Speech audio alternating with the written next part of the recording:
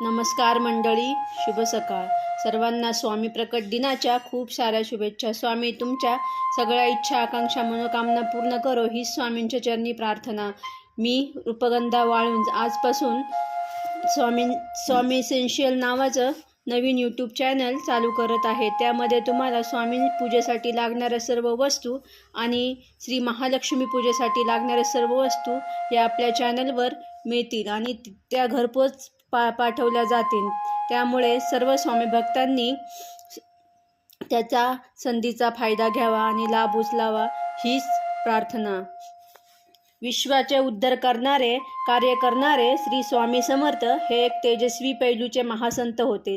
जगद्गुरू श्री स्वामी समर्थ हे जातपात धर्म या सर्वांच्या पलीकडे जाऊन कार्य करणारी विभूती.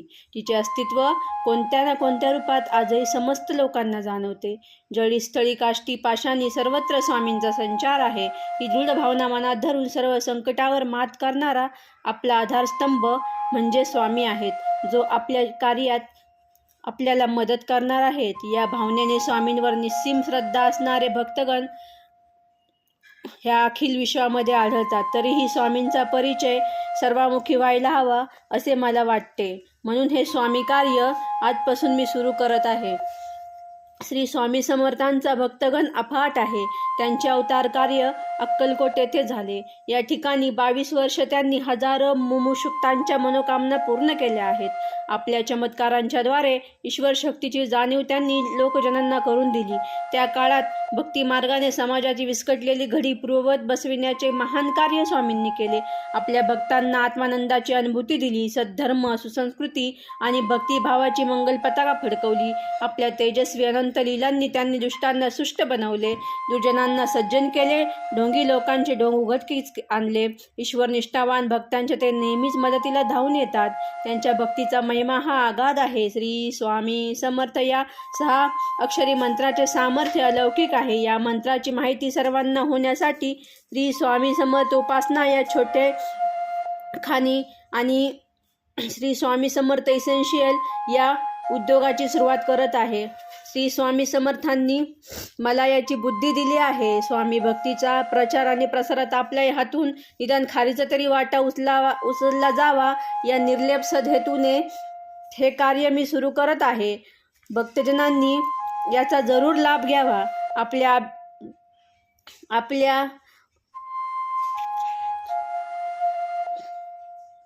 सिद्ध करण्याच्या हेतूने आपला जन्म झाला आहे. ते कार्य आपल्या हातून करून घेण्यास श्री स्वामी समर्थ सदैव सिद्धच आहेत. पण आपल्यासारख्या स्वामी भक्तांचाही या कार्यात प्रतिसाद मिळावा हीच स्वामींच्या चरणी प्रार्थना. आपले जीवन सिद्ध करण्याच्या हेतूने श्री स्वामी समर्थ महाराज आपल्या सदैव सिद्ध असतात. श्री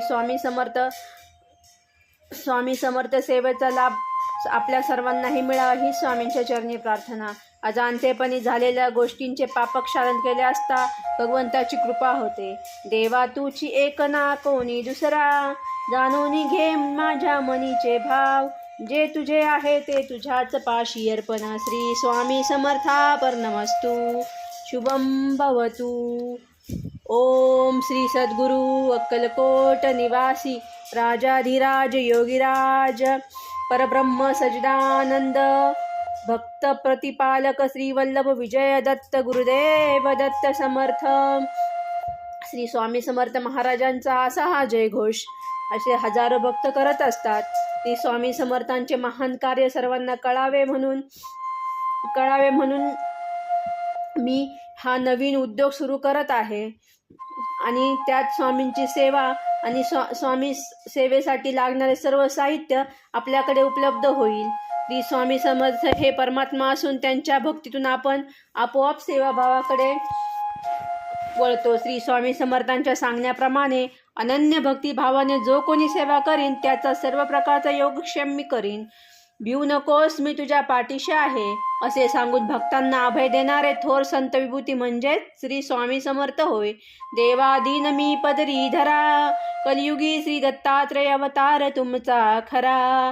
अक्कलकोट निवासी ब्रह्म सद्गुण हृदयी उतरा, श्री ज्ञानेश्वर रूप धरुनी शिरी ठेवा स्वकरा.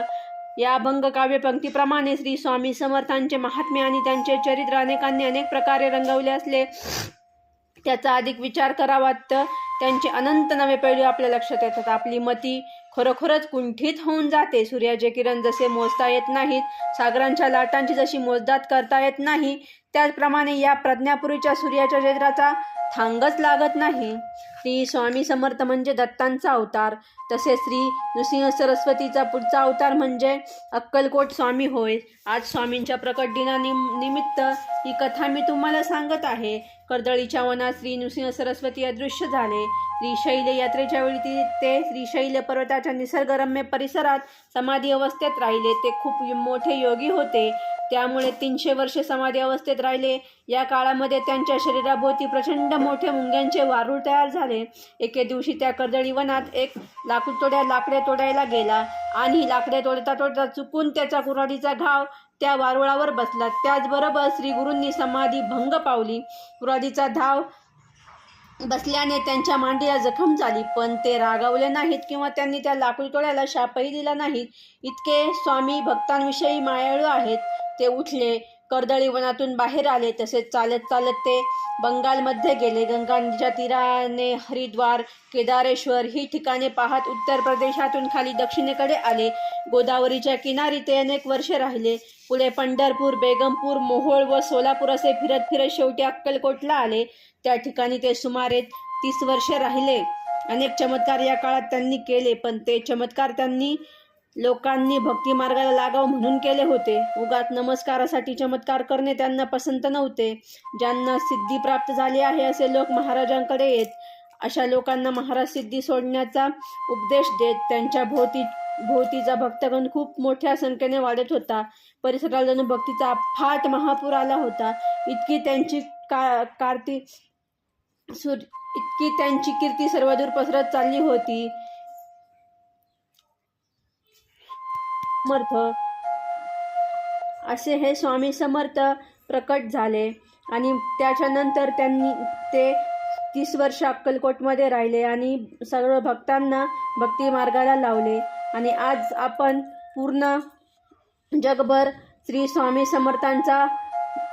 समर्थांचा जयघोष ऐकत आहोत. या छोट्याशा कार्यात तुमचाही मला प्रतिसाद मिळावा ही स्वामीचरणी प्रार्थना. हे सांगून या व्हिडिओचा मी एंड करते. धन्यवाद.